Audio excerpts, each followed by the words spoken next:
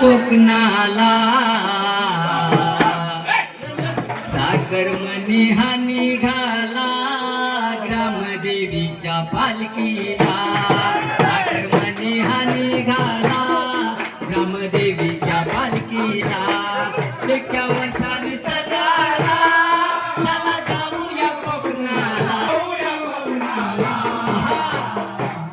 साखरमणी हा निघाला ग्रामदेवीच्या पालखीला